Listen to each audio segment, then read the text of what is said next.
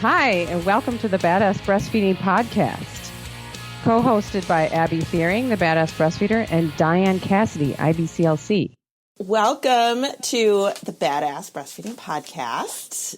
I'm Dianne, and I'm with And Abby. I'm Abby. Oh, sorry. Nope, that's okay. That's Abby.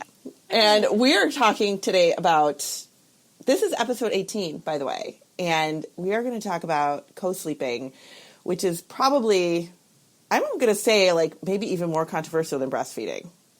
Yeah, I mean, it's like, before you get into those things like, I don't know, like vaccines or something, which we won't talk about. But no, we're not going to talk about that. That's like, I feel like it's like controversial at that level. It's crazy. It's crazy how controversial it is. And I know it comes from lots of the same place that all the bad breastfeeding information comes from. It just comes from lots of confusion, like lots of lack of education in the medical community.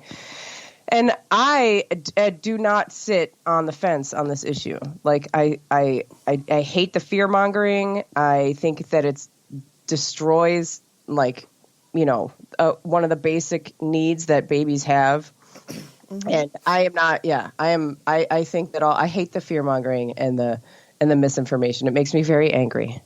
You know what? I think that for the people that are very anti co-sleep, and I don't mean like your average Joe walking down the street. I mean like the medical professionals and, things like that are so anti against it for safety reasons. I think this has come to almost bite them in the ass, really, because now you've got people that are co-sleeping unsafely and not talking about it because they don't want to be judged.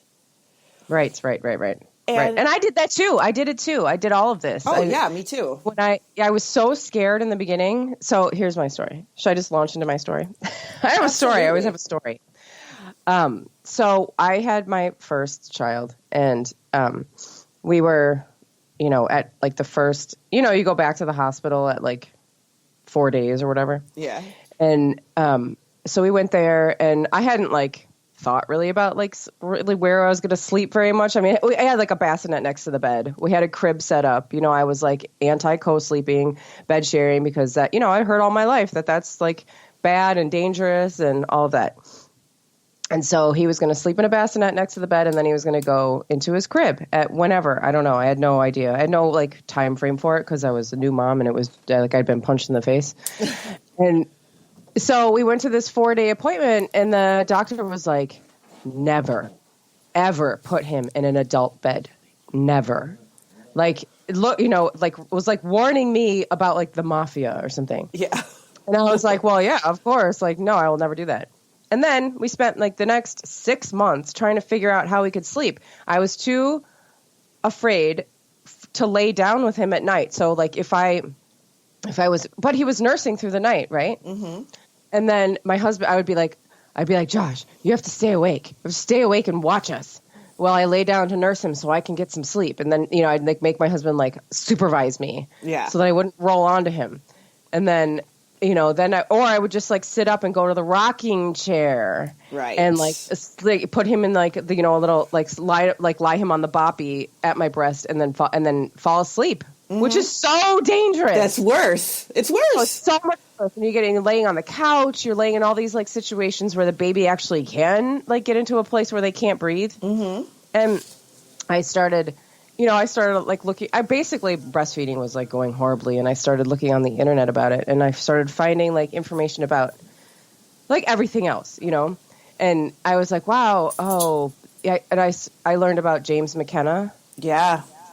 So everybody who's listening, James McKenna is a researcher at Notre Dame, and he's in charge of the mother-baby sleep laboratory, and all he does with his entire life is research on moms and babies' sleep patterns. And he is a total advocate for bed sharing and co-sleeping in any sense. And you can go to his website. He's got books out. I mean, he's just... But his website's awesome because you can just go right there, and there's like all his articles. He wrote this groundbreaking article. It's called Why Human Babies Do Not and Should Not Sleep Alone. Mm-hmm. And it's just fantastic. Explains like the history of human behavior and like, babies and, their need to, be sleeping with other humans at night and whatever. It's just awesome. And there's a whole section that's called Safe Co-Sleeping. And you click on it and you can see all the things that can make it unsafe and all the things that make it perfectly safe. And one of the things that I thought was really interesting when I was going through a lot of it, his recommendations are to breastfeed. Mm-hmm. And if you are not breastfeeding and you put a baby into a bed with some adults, it actually can be unsafe because he found through his research that a breastfeeding mother sleeps a certain way and a breastfeeding baby sleeps a certain way. And if they're not breastfeeding, they move differently. Mom and baby move differently, and it can get into like unsafe situations. But when I said that, I remember saying this on Facebook, and then it got very heated because then it was implied that I was suggesting that people who don't breastfeed are bad. And I was like, no. Oh, for God's sakes. Okay, I know. We're just talking about co-sleeping and safe co-sleeping. Everyone's talking about how dangerous it is. I'm telling you how it can be done safely. We're not talking about like being good or bad parents. We're just talking about safe co-sleeping. Right. And there is a lot of research out there to show that, and I know that I've read this somewhere and I watched it. Actually, no, it was a video that I watched somewhere. It was like a news documentary, and I can't remember what state it was out of. I want to say it was somewhere in the Midwest. And they even said that every baby that had died that they were researching in a safe sleep incident, the one common denominator in every single one was that they were all formula fed. Exactly. So it's not like we're saying, oh my gosh, you're doing something wrong. It's just that's the research. The link is the formula feeding. You're wondering how to safely co-sleep. We're telling you. Right. And if you're on medication, even if you smoke, right? They found that people that smoke have a different way of waking up, or like an ability to be like aroused. How do you say that? Woken up? I don't know. I don't know about the other. If you know what it is, please email us and tell us the correct word. Yeah, and then, fluffy bed pillows and blankets and all of these animals in the bed. Yeah, spaces in between the wall and stuff like that. Yeah, so there's things that do make it unsafe. But if we're speaking purely from natural human behavior, sleeping with babies is completely normal. It's done in many other cultures. It's been done, anthropologists will tell you this is a completely normal behavior, human behavior. Mm-hmm. And we have, in the West, completely destroyed this practice and started to create so much fear. Remember that ad that came, I think it came out of Milwaukee? It was like a gravestone? With the tombstone? That one? No, I was thinking about the one where the baby's in the bed with a knife. Oh, God. Really? Did you see that? No. Yeah, there's a baby in an adult bed, and it's next to a huge butcher knife. I remember because my husband saw it and he was like, "What would happen if the baby rolled on that knife? It would feel a little cold on his leg." Like, did you see the one with the tombstone? No, I didn't see that one. What was that? I was thinking that one came out of Chicago. Maybe it was Milwaukee too. It was a baby in an adult bed, and instead of a headboard, it was a tombstone. Oh God! I mean, how cruel! Absolutely, it's so horrible, and it's so insulting to parents. Like, and this is what was the whole thing in the beginning for me was I was so scared to just go to sleep with my baby lashed onto my boob. And, when I figured out that was actually a normal thing to do, and we were having so much trouble sleeping because we wouldn't just do it. When I figured that out, oh my God, everyone just started sleeping. They're still in my bed. They're 6 and 3 and they're still in our bed. And, and that's part of it. That's part of it because in our society, too, people are like, oh, my gosh, separate yourself from your child as quickly as you possibly can. And it really is like, well, if you put them in your bed, you'll never get them out. Like, that's another piece of it that people keep saying. You'll never get them out. You'll never get your kid out of your bed if you put them in your bed. It will never happen. It's like, that's... Right. They're going to be on their wedding day. They're going to come with their spouse, and they're come and sleep in your bed. That's right. Totally... That happens all the time. That happens all the time. I just don't... I mean... We're worried about what can possibly happen 8 years from now when You we're know, really just trying to get through the night. right. Just get through the night. Everything will be fine. Right. And Yeah. oh my gosh, it's If I said to Jack is 6 right now, if I said to him, like, look, it's time for you to sleep in your own bed. Like, he might, not like it or whatever. I mean, like, if I could work them into their own beds, I just don't feel like it. right. It's like too much work. And it's so funny because that was the same way with me. One of my twins used to constantly come in my bed, constantly. Like, and I always tell people, I'm like, I didn't have a problem with sleep when they were babies. It was when they got to be mobile. Like, then forget it, because then they're just getting up and coming in your room whenever they feel like it. And they would he would up every single night, wherever I happened to be sleeping. That's where if I fell asleep on the couch, I'd wake up in the middle of the night and there he was. Like, he would come and find me wherever I was. And my mom used to be like, take him back to bed. I'm like, I am tired. I am too tired to be messing around with taking him back to bed. Like, I don't care. And he's not still in my bed. He's 15. He stopped coming in 10 years ago. He stopped. Yeah. I wasn't worried about it. Yeah. I mean, and that's yeah. And here's the thing, it was with breastfeeding.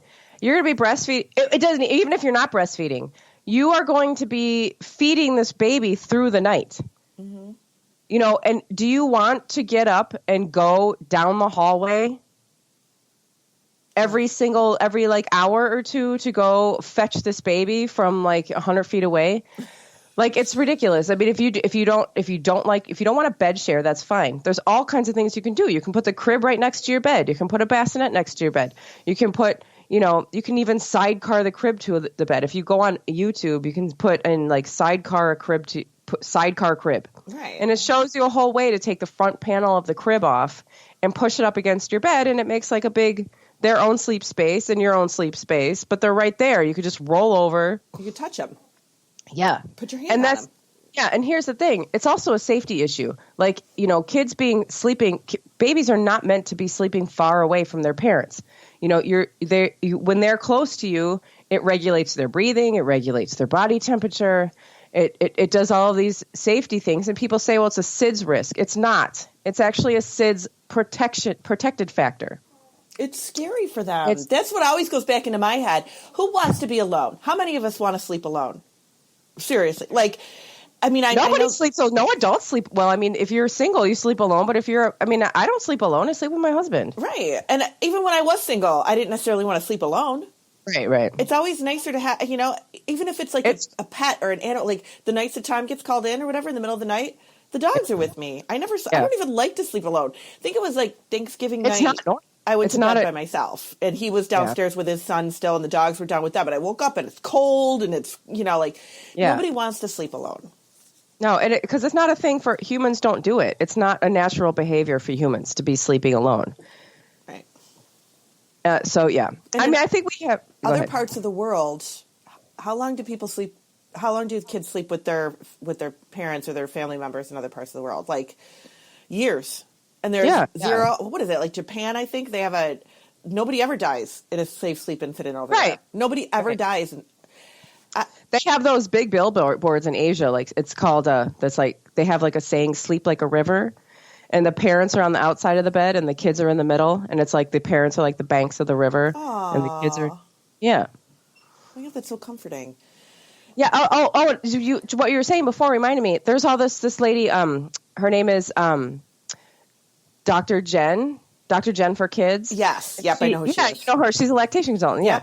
And she wrote this really great article about babies and sleep and the nighttime. And she talks about like in, the caveman days, which I'm sure there's a scientific term for that, but back when humans were like, just getting started. Yeah. That babies, that this is all during that time. I mean, people were constantly migrating around, sleeping together. There were like tigers, that they were like having to protect themselves from. And this is where like human instincts and stuff were developed. And so now you have a baby who is connected deeply to all of this instinctive behavior. And the baby, we are just like, okay, we have a locked house, and we're comfortable here. There's no tigers around. But your baby doesn't know that. Right.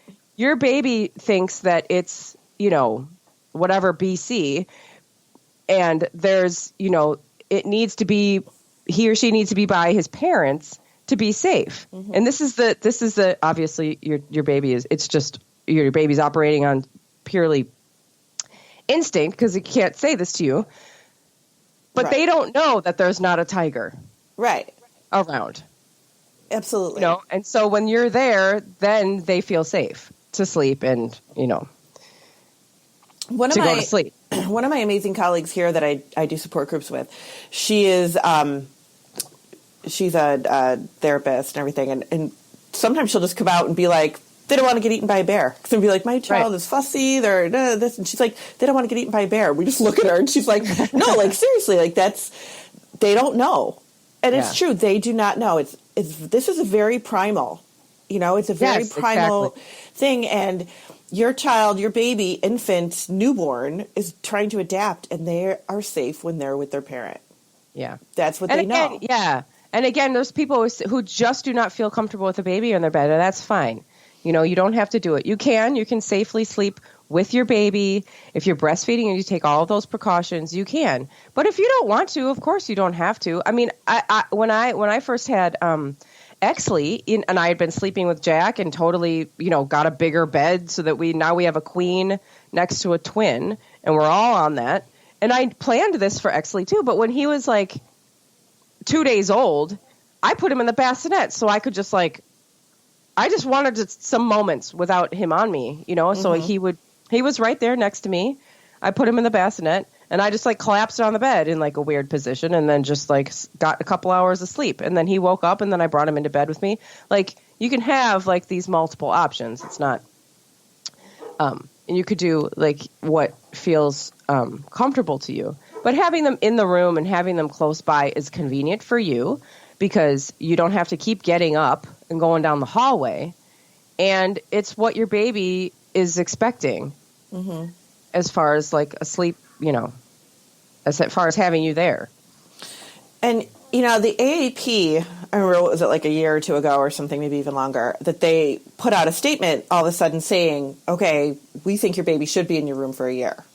And in their own crib, of course, whatever, but that your baby should be in close proximity to you for the first year of their life. And I mean, I do have a lot of families that say, I don't know if I can do that. And part of the reason why is because they go back to work at 3 months and their babies are noisy when they sleep too. You don't expect that, but they're, if they're in the crib next to you or they're in the bassinet, they're snorting and rolling and grunting and whatever. And if you're, going to work, some mothers are like, I can't, they're keeping me up and every little noise. And, I'm more comfortable with them in their room because I have to get up in the morning. And again, that's just another loss for our society that we throw our mothers back to work so soon. And exactly, they can't have this kind of nurturing time, which sucks. But the AAP even recognizes okay, babies should be close to you. They should be. Yeah, they should. And honestly, the research done of families that co-sleep and families that don't, it feels like you're not getting a lot of sleep, but the research shows that co-sleeping families, I think bed sharing co-sleeping moms get 45 minutes more sleep a night than none. Yeah. Because again, you're not going down the hallway to get your baby. Right. And but you're right. The whole our lives have been shaped, and babies' lives have been shaped around the 40-hour work week, and it has changed breastfeeding, it has changed sleeping, and has changed lots of natural human behaviors into these things that we have to do to get through the day, to get to work after 6 weeks. Yeah, it's very sad. It is for everyone, and stressful. It's so stressful for everyone because then people are resorting to cry it out. And all these things that just, if you don't do cry it out.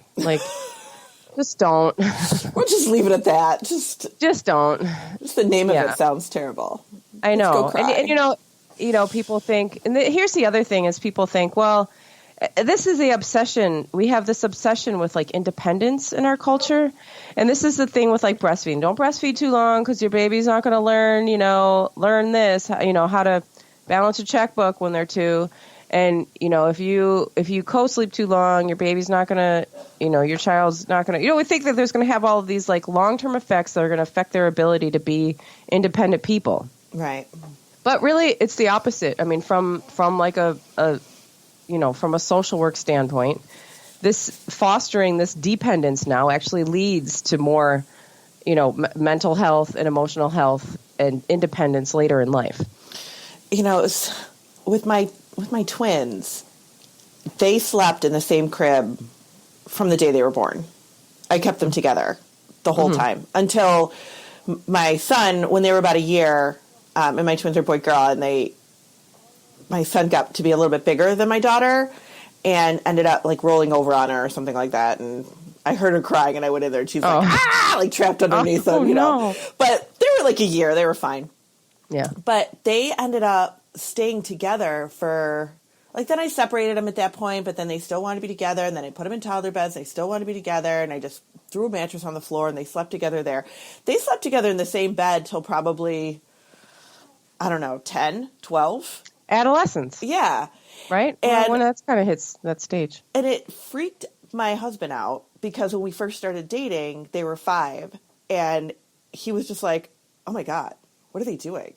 And I'm like, they're twins. They're fine, But this is coming from a man who also worked child sex abuse cases for a long time. Yeah. So he was a little freaked out. But I was like, they're fine. They're twins. They're fine. They're 5. They were 5, right? It's like, it's not a big deal. And I would, every once in a while try to split them up. And they did not want to be split up. But I remember, like, and for me, that was my instinct to just put them together when they were, because they've been together their whole lives. Yeah, twins they were together in the womb. Why am I going to separate them and put them in 2 separate cribs?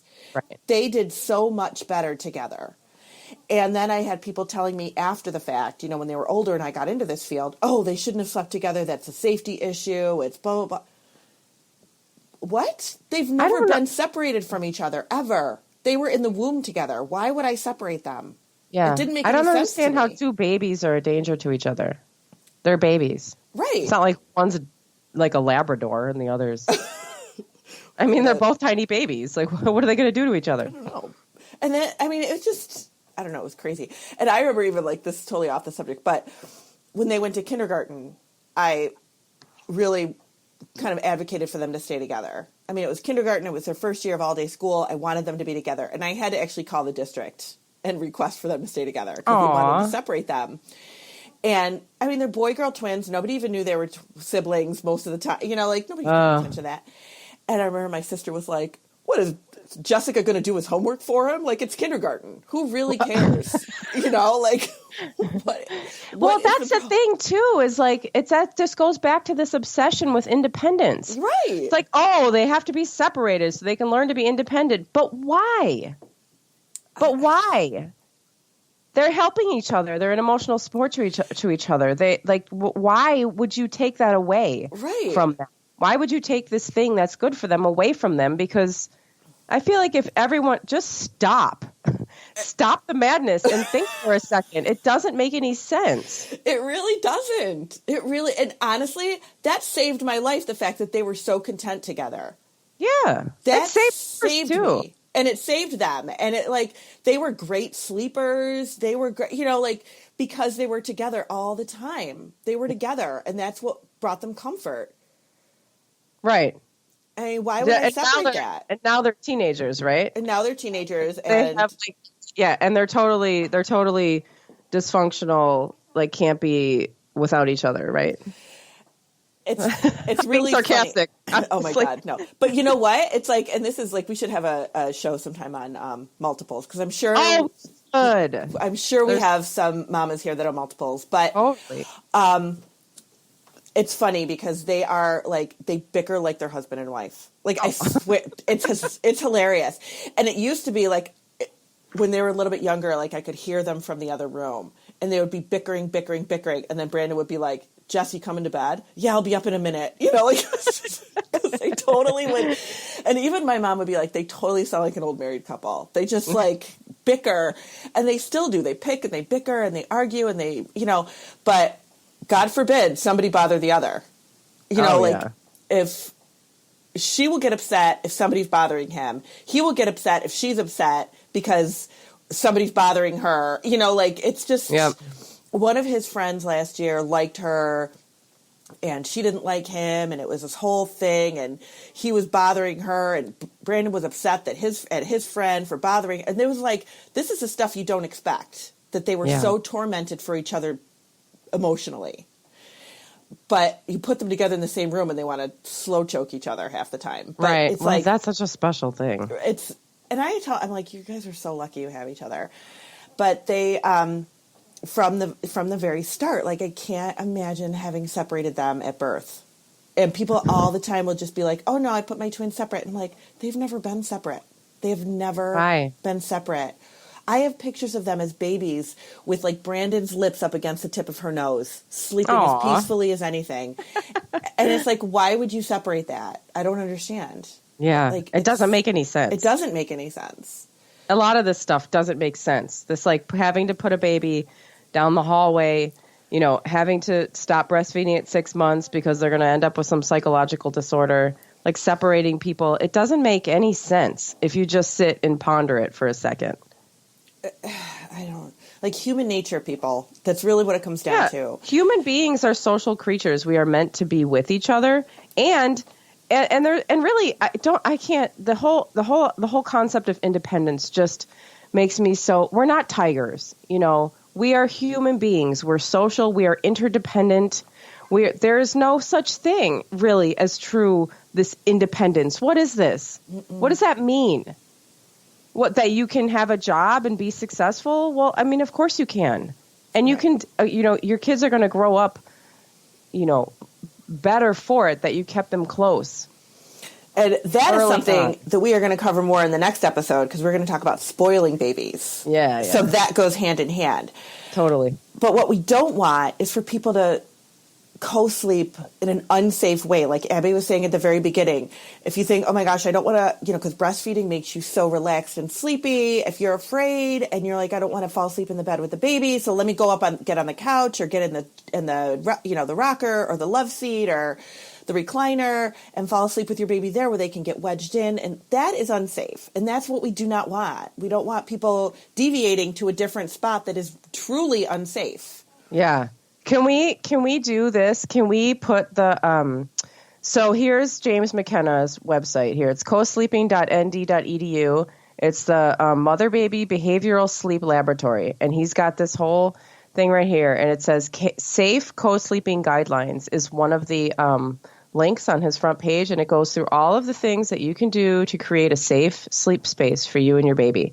And maybe we can put that link in the, I don't know, somewhere. Oh, yeah. I'll have time in the podcast or whatever when it's posted somewhere. Or just go, you know, you can just, if you go to Google and you just put in James McKenna, it's like the first thing that comes up, and you can read about that. So, yeah, I mean, you know, we're proponents of co-sleeping, but of course, when done safely, because there are ways that you can do it unsafe. And I think the biggest way that you can do it unsafely is by trying to avoid laying down with your baby, because it's so, you probably have doctors who have said, don't do that. You know, don't do that, don't do this. And so it becomes this thing. Like, I remember my mom was like, yeah, you slept in between us, you slept in between me and your dad, you know, for like however long. And I was like, oh my God, Mom, way to like make me so unsafe. And like, I gave her all this like heat for like, a long time. And then I was like, oh, sorry, thanks. Yeah. Sorry for trying to nurture me. I know. Yeah, right. Okay. Yeah. Because they weren't like, there wasn't all of this fear mongering, you know, then. It was like, she was just like, oh, well, I mean, I'm just going to lay down with my baby. Like, well, that just seems normal. Right. I don't know, man. So, it's just, and it's such a natural, you know, like I've said it a zillion times, I knew nothing when I had my kids, and by the grace of God, they all took a nap at the same time when they were babies. Like, I don't know how I managed to make that happen, but like, you know, my 2-year-old would take a nap in the afternoon and my daughter would fall asleep and Brandon would always need to be fed on a more like rigorous routine because I couldn't just let him go. He would be up a half the night. So I remember taking him and laying on the couch with him every single afternoon for like 6 months. But it was just such a natural thing for me to take him and lay on the couch and nurse him. And then, of course, now I look back and I'm like, I don't know how we both survived that. But it was so, like, that was what my natural instinct was to do. It never occurred to me that that might not be safe. Ever. In a million years. That might not be a safe thing to do. It just was like, I'm tired. Let me get through this. And, you know, it would have been better if I would just, you know, took him to a flat service or whatever. But it was such an instinctive thing for me to do. And I didn't think about it any other way. Just like your mom was probably like, okay, I just took her and put her in the bed. And, you know, that was what my instinct told me to do. It's just, it's a very... Well, and that's the other, that's the big thing is we've had this like the things that are instinct for us that we feel are normal.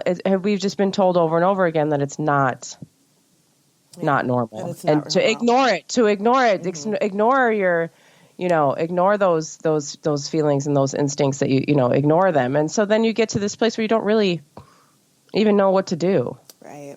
You know, and then you're doing, So even if you are to a point where, because I know we do have some listeners that are not necessarily breastfeeding anymore, maybe their child is weaned or whatever, but, you know, of course we're fantastic and who doesn't want to listen to us anyway. But this is really cool, just human nature stuff. So if you're interested in this kind of thing and like the human nature and the sociology of it all, definitely check out James McKenna because he has some really cool research that other people aren't doing.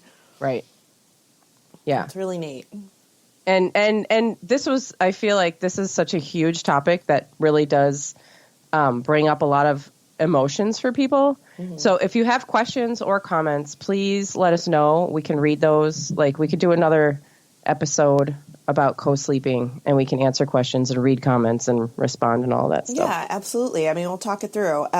And by no means, like if you're somebody who's just not comfortable with that, that's fine too. Like totally. Our message here is we want everybody to be safe, but we also don't want you to feel like you need to be in the closet with it either. No, exactly. And I just want to call out the people who are ignoring, you know, the basic human nature and the research that says that this is, you know, that this is good for baby. Like I'm not calling out parents. I just want to call out the people who are making up misinformation. Yeah, exactly.